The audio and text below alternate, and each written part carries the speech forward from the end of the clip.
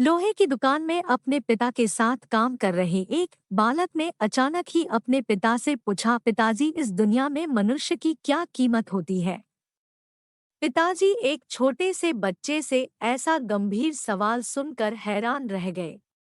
फिर वे बोले, बेटे, एक मनुष्य की कीमत आंकना बहुत मुश्किल है, वो तो अनमोल है। बालक, क्या सभी उतना ही कीमती और महत्वपूर्ण है?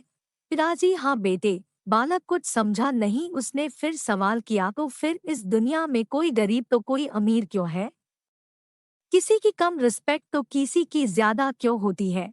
सवाल सुनकर पिताजी कुछ देर तक शांत रहे और फिर बालक से स्टोर रूम में पड़ा एक लोहे का रॉड लाने को कहा।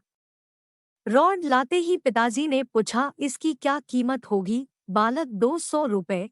पिताजी, अगर मैं इसके बहुत से छोटे छोटे कील बना दूं तो इसकी क्या कीमत हो जाएगी? बालक कुछ देर सोचकर बोला, तब तो ये और महंगा बिकेगा, लगभग 1000 रुपए का। पिताजी, अगर मैं इस लोहे से घड़ी के बहुत सारे स्प्रिंग बना दूं तो? बालक कुछ देर गणना करता रहा और फिर एकदम से उत्साहित होकर बोला, तब तो इसकी कीमत बहुत ज्यादा हो जाएगी।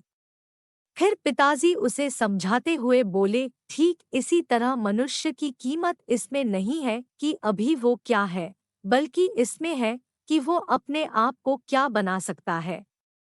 बालक अपने पिता की बात समझ चुका था। फ्रेंड्स, अक्सर हम अपनी सही कीमत आंकने में गलती कर देते हैं। हम अपने प्रेजेंट स्टेटस को देखकर अपने आप को वैल्यूलेस समझने लगते हैं।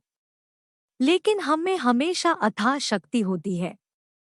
हमारा जीवन हमेशा संभावनाओं से भरा होता है।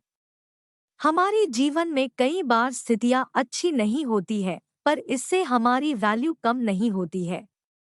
मनुष्य के रूप में हमारा जन्म इस दुनिया में हुआ है, इसका मतलब है हम बहुत स्पेशल और इम्पोर्टेंट है।